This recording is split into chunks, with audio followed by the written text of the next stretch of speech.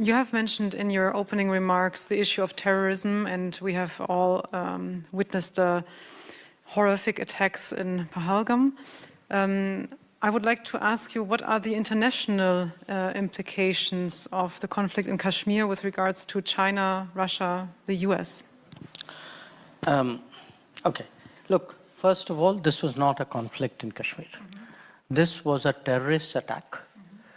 And a terrorist attack which is part of a pattern which has not only targeted the Union Territory of Jammu and Kashmir, but other parts of India as well. So it's very important to clarify, because when you project it as a conflict, you're really putting the perpetrator and the victim, without meaning to, I understand, at the same level. So this was a horrific, particularly brutal terrorist attack, because it was meant to create a fear psychosis. Thank you, Minister Jaishankar. I will jump right into the questions if you allow me. So Germany's past government published a focus on India strategy paper, and you have mentioned our strategic partnership. We have now a new government. What are your expectations for our bilateral relations? My expectations are high for two reasons. One, I think we are starting on a very sound base. There were two reports, the focus on India, but also one on the talent and skills. And I recognize, certainly where India is concerned, that there's a great deal of continuity between the policies of the earlier government and this. But whenever there is a government change, obviously there is a certain enthusiasm and a certain vigor with which any new government comes and pursues a policy. And as I said, for me, the new government came in on the first day of the new government. I had a conversation with Minister Wariful, and I'm here really within the first 2 weeks of the government, and that should tell you really both our interest and that of the government. So we are, there's a very conscious effort today to first to recognize that we are, I don't want to say we are underperforming, but we could surely do better than we are doing. And there are definitely areas which, if we put our minds to it, if we make that effort, there will be many, many more things we can do. And as I said, one part of it is what happens between us bilaterally, but also the fact that we are both countries whose influence is not small. And when we start talking with each other and when we try to develop common ground and then discuss what we should be doing, that also has an impact on the world. So I have high ambitions. I mean, that is the reason I'm here. And I can tell you, as I leave tomorrow, the expectations with which I came in are even higher. I mean, everything I have heard today, everybody I met today has only given me that sense that, yes, this is something which both of us share and want to take forward. Thank you very much. I'm very glad to hear about the high expectations. I think there's a similar feeling here in Germany about the importance of closer relationship with India. Now let me come back to trade and to the free trade agreement that you already mentioned. So India and the EU have been negotiating a free trade agreement for several years or maybe even decades. Mm-hmm. With big gaps in between. With big gaps in between, yes. And when European Commission President Ursula von der Leyen came to New Delhi in February, she decided together with Indian Prime Minister Narendra Modi to finish the agreement at the end of this year in 2025. So what would you say, how has the importance risen of this free trade agreement in the current geo-economic environment and in the current uncertainties that we see in trade? And what is needed to make the outcome of the negotiations to achieve an ambitious outcome? I think our negotiations started about 22 or 23 years ago. But I was very relieved once I was somewhere else in the world and they told me their negotiations were even longer than that. So it made me feel a little better. But why I mention it is, if you look at the 2 decades of this period, both of us have changed considerably. our capacities have changed. The world has changed. What we would define as our key interests in economic interests or other interests linked to the FTA has also changed. So even as we keep talking, in a way, it's like the objectives change as the negotiations progress. And as said, there were times when we did not, frankly, negotiate for some years, for whatever reason. So I regard frankly, so encouraged by my visit here to Berlin. I was also equally encouraged by the visit of the College of Commissioners, EU Commissioners to India. If 21 commissioners came together, typically, I must confess, perhaps 2 or 3 ministers of the Indian government normally deal with Brussels. The foreign minister, maybe the trade minister, the finance minister. But when 21 commissioners come and meet their 21 or more counterparts, and that too, again, very early in the term, what it does is it immediately sets up a kind of a grid between the Indian system and the EU system. So different parts, all sorts of issues, digital issues, labor issues, sustainability issues, women's development issues, all these start moving because now people are talking to each other instead of funneling everything through 1 or 2 channels. So we very highly value, President von der Leyen's decision to actually bring this whole delegation and spend those 2 days in India so that everybody sits down and gets to know their counterpart and gets to take this forward. In terms of the actual negotiations, my understanding is that it is progressing. I talk regularly to our trade minister. In fact, I spoke to him yesterday. And I think the next few days, it's very likely that he would be again in Brussels. And, it's not my right really to speak about the details of the negotiations because it is not my direct jurisdiction. But I can say this as someone in my career who's involved in complex, stretched out negotiations. First, if there is a political will, if there's a strong political direction to get the job done, I think the negotiators are that much more willing to find solutions than they would. So, they will find a solution rather than do the round and say, okay, when's the next round? Secondly, we have to be understanding of each other. As I said, think about it. The EU, I think, on average, perhaps has a income per capita which is about 20 times, maybe 17, 18 times that of India. So the levels of development, the size of enterprises, they're very different. Now, any negotiation has to take into account realistically the ability and the constraints and the anxieties and the expectations of the other party. There are things we can do, there are things we can't. And that is often a challenge because, when we do multiple agreements, we tend to transpose one onto the other. If you look at, let us say, agriculture, or you look at dairy, we are a country of very small land holdings. People, when they do animal husbandry, have very small number of cattle. So they understandably have issues when confronted with another economy where the scales are so much bigger and therefore the costs and the efficiencies are very different.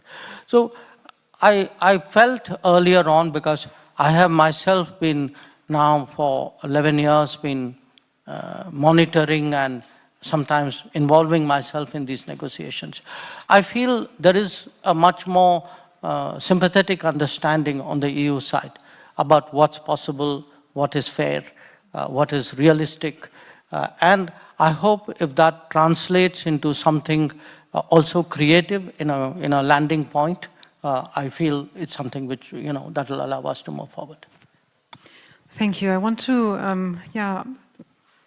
talk about the issue of climate and development. And India has a net zero emissions goal for 2070, and it has also set out the goal to achieve the developed country status by 2047, 100 years after its independence. How can these goals jointly be achieved, and how could the German-Indo partnership serve green growth? Well, I think in many ways, these are multiple quests. They are autonomous in a way, but they are interlinked, obviously, in a way.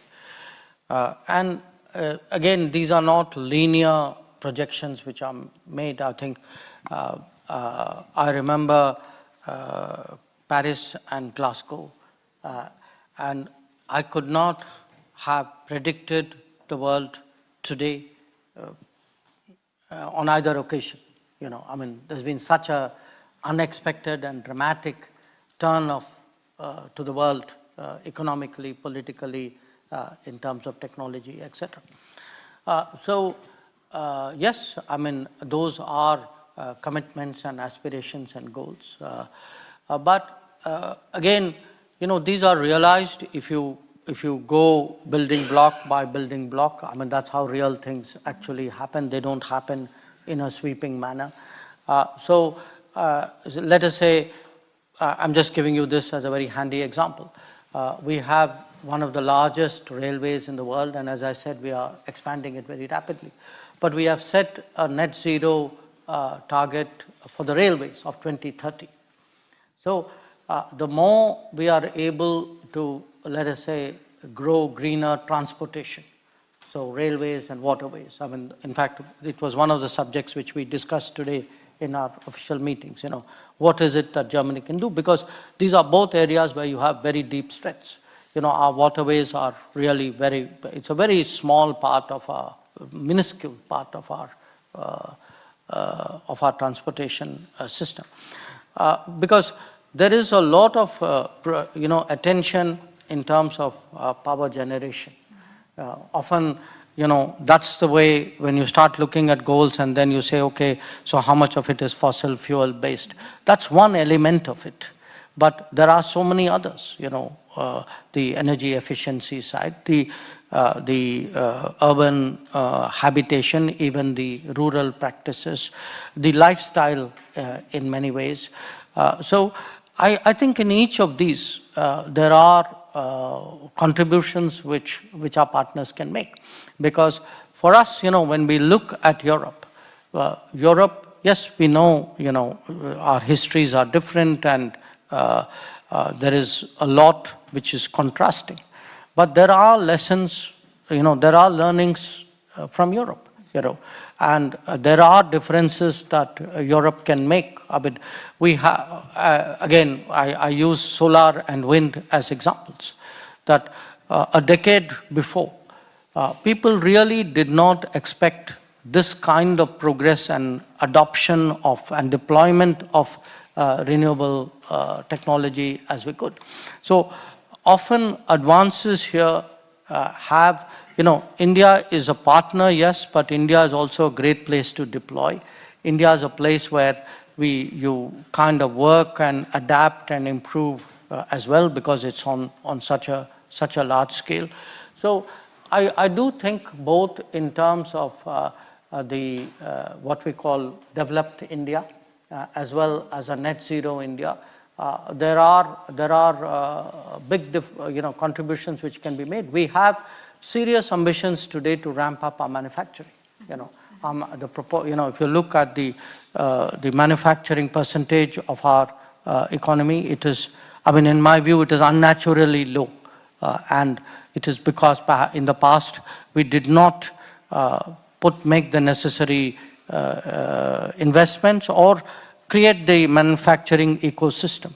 When I spoke about today the advances on infrastructure, such an infrastructure, the kind which I'm talking about, is necessary for manufacturing, because without that, the cost efficiencies won't happen. Nobody's going to set up factories if your ports are congested and your roads are narrow. So here again, we see to me, a resilient supply chain would, at the end of the day, contribute to both a greener, cleaner growth pattern as well as actually a developed India. So it's a kind of a total package, and so I would argue really for overall closer relations rather than sectorally close relations. Our vision of a relationship is not just increase the trade numbers. To me, the metric would be, let us say, more academic exchanges, more trade certainly, more, sort of interpenetration of our practices, greater sort of flow of our innovation. So it has to be really a larger, deeper relationship. And I think politically, culturally, we are prepared for it today with Europe. Thank you. You mentioned that India, and I think Germany also, is interested in a greater and larger relationship. And this is where my question comes into place. I would like to turn the focus on the Indo-Pacific. So in what ways can India and Germany enhance their cooperation in the Indo-Pacific region, not only in trade, but also with regard to the security challenges that we face in the Indo-Pacific? The Indo-Pacific has, of course, its own set of issues. Security is one of them. But I would actually point to a different concept, which is how do we give countries in the Indo-Pacific more choices? If countries in the Indo-Pacific have a single choice, they're railroaded along a certain path and they develop the dependencies and frankly, they're put in a very unenviable position. So one part of what we are trying to do really in the Indo-Pacific is to give different countries different options in various domains. Let us say, I'm using again an example, telecom, or digital infrastructure, or maybe space-based applications, or health choices. During COVID, for example, what we tried to do in the Indo-Pacific was really to see if countries of that region could get expeditious access to vaccines. And, some of it we did in a national capacity, some of it did as a Quad enterprise, but a lot of it was done by Gavi. And Gavi was a very European-driven effort. If you take the development or I would say the socio-economic side, so giving choices is one. The second part of it is really stepping up in terms of the global goods, because historically, much of the world, and certainly Indo-Pacific, I think have, almost reflexively turned to the United States when something happens. And we have to recognize that there is a evolution, and perhaps now more than an evolution, in how the United States is engaging with the world. What is its stance, what is its posture, what is its willingness to commit resources and undertake responsibilities.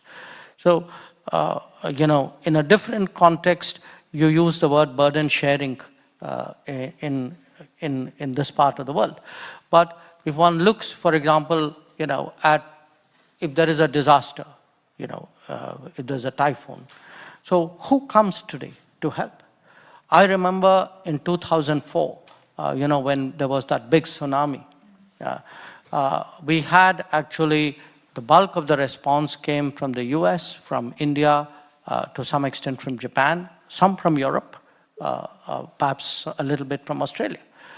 Today, if you look at the last, say, 5 years in the Indo-Pacific space, I just give you a recent example. There was a huge earthquake with an enormous loss of life in Myanmar.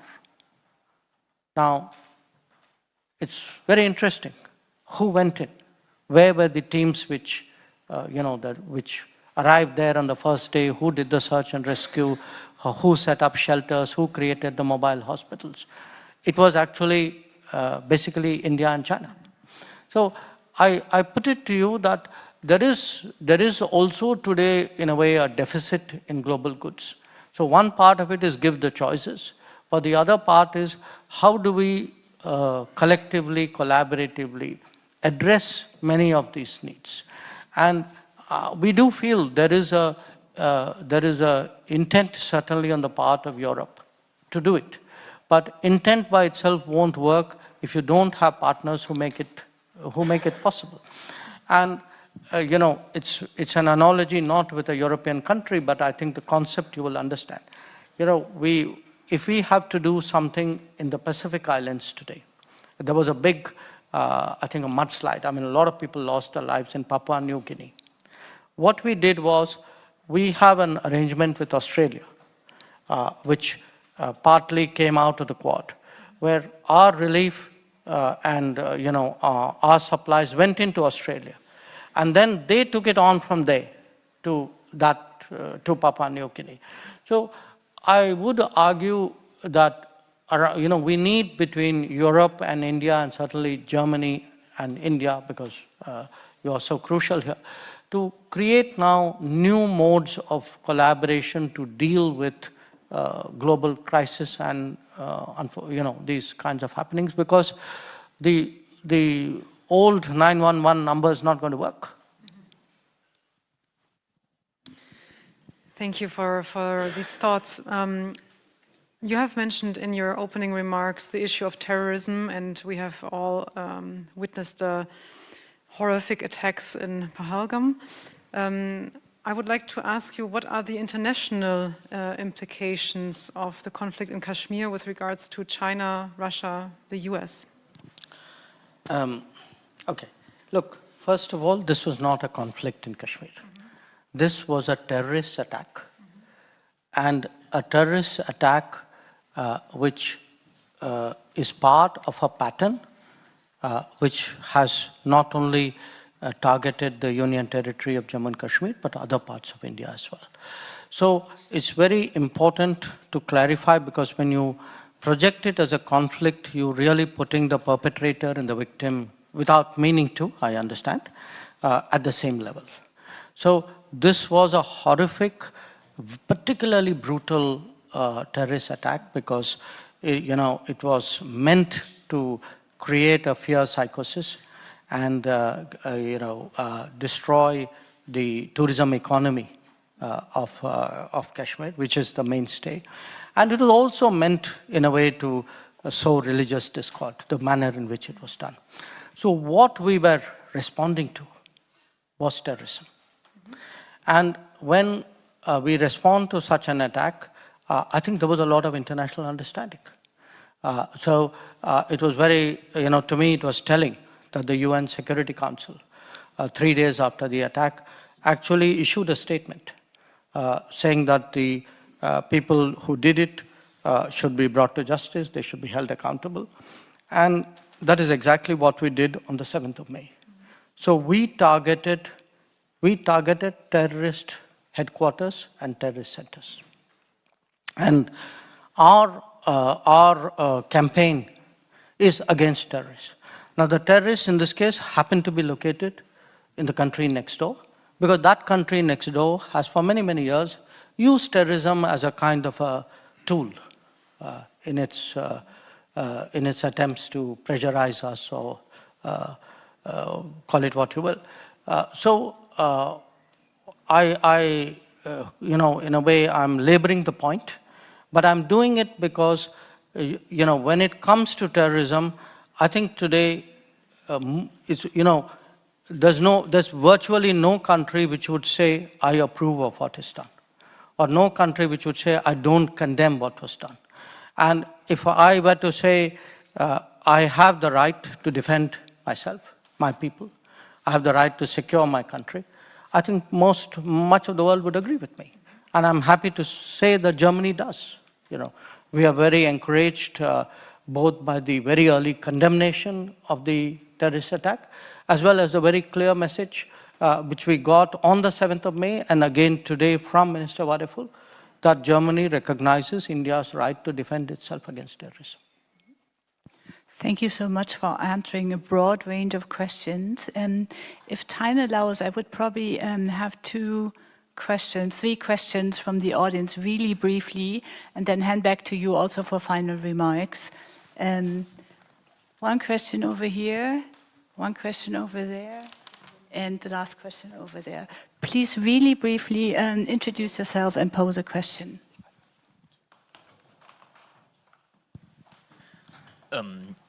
Good evening.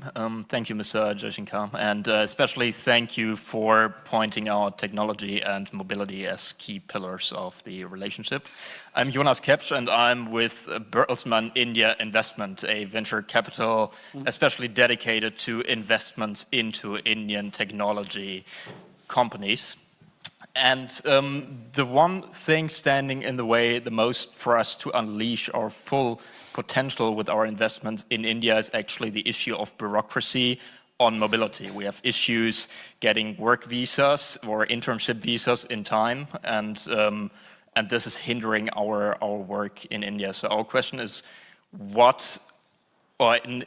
how can we remove this burden of bureaucracy to unleash the full potential in economic relations between Germany and India? So if I understood you right, the problem is getting work visas for people to work in India. Exactly, yeah. Look,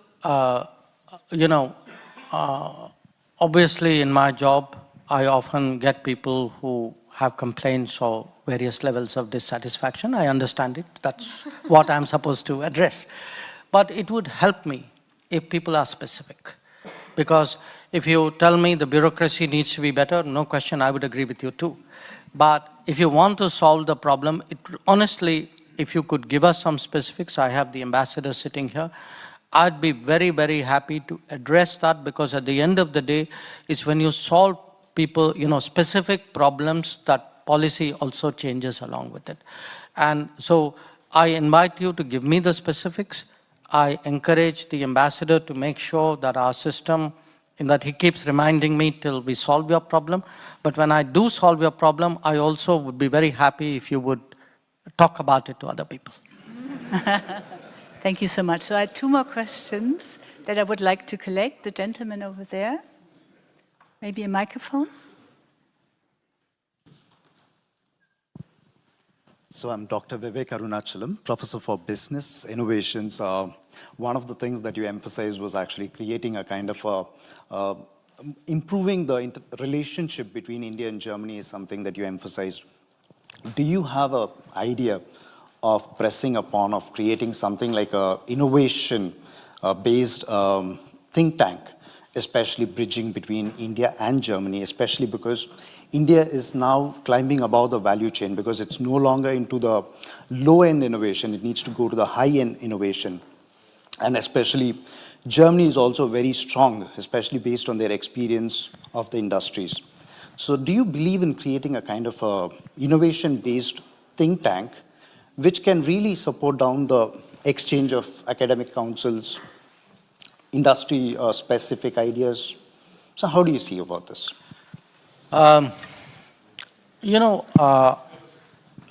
You're not the first person, in a way, who's brought that up. Somebody else some time ago mentioned something similar.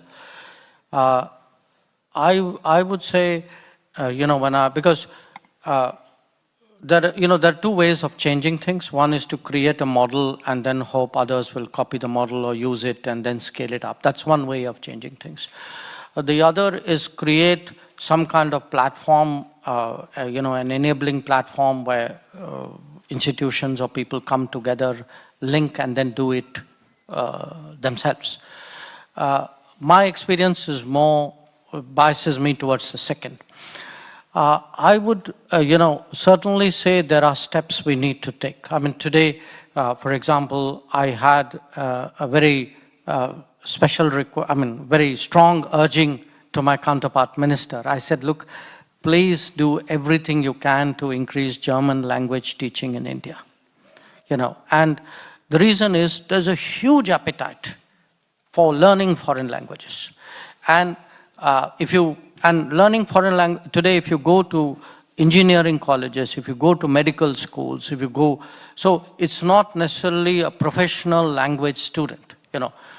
People who have a domain speciality are curious about the world, because today's young person is so much more connected to the world because of their, you know, connectivity, the smartphone culture. For me, language teaching is probably is one way of connecting. But what we need is in different professions or different domains of activities, similar people to find a connection. Prime Minister Modi, for example, has very actively promoted hackathons between countries, because he feels that's a way for young people with a particular bent of mind to actually get to know each other and connect up with each other. With Germany, again, one very positive development we have seen in the last few years is much stronger linkages of academic institutions. Now, here again, you know, we've changed our education policy.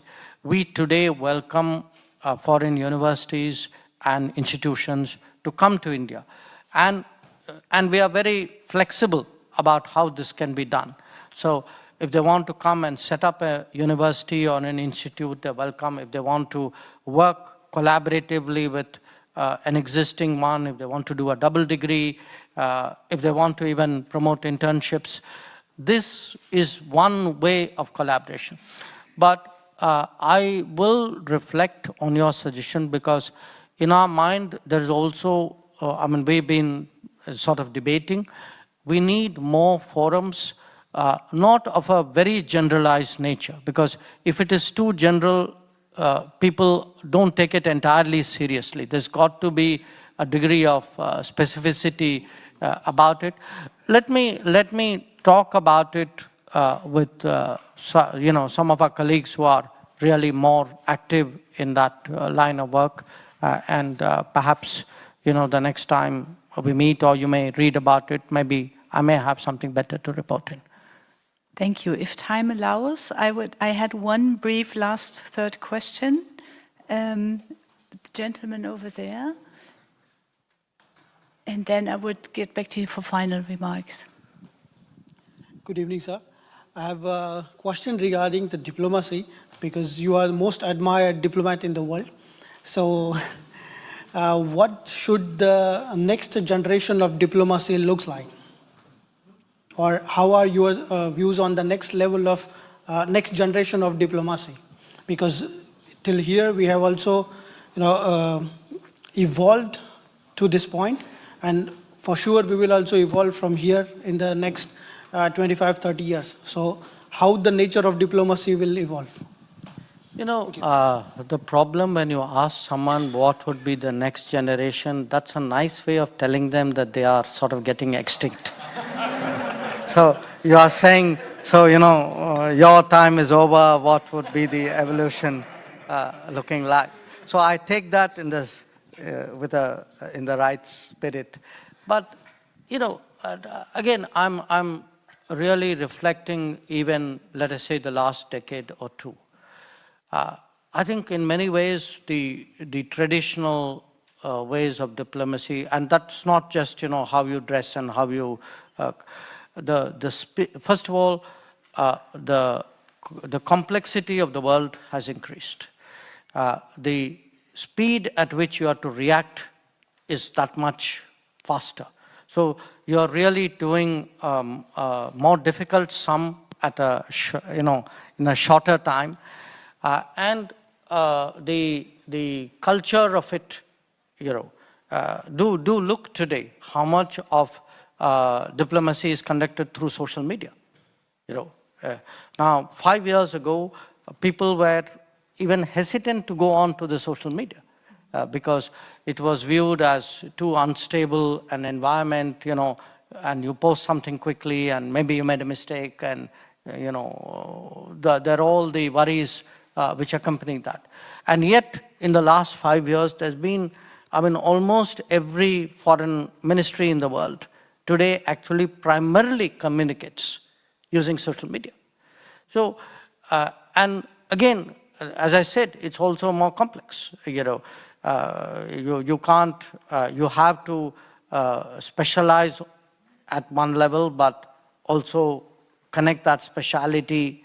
The role of technology, for example, is been growing so fast. It's very difficult for the diplomatic world, not just as a user of technology, but really the policies which and the implications, for global balances of that. So, I mean, to me, it's like you've got to be faster, smarter, more informed, more of a specialist, yet paradoxically more of an integrator at the same time. So in some ways, it is a harder profession. It is a harder profession because the standards are higher and the margin of error is less. So it's tough. So I hope I have your sympathy.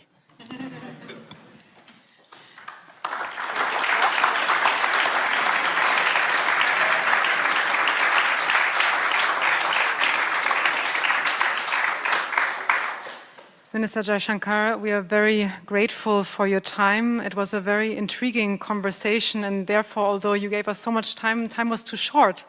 And we take a lot away from this. And I would also like to thank the Indian Embassy who have helped prepare with us this important event. Thank you again for gracing us with your attendance here at DGAP, and we would love to welcome you back again soon. Thank you very much.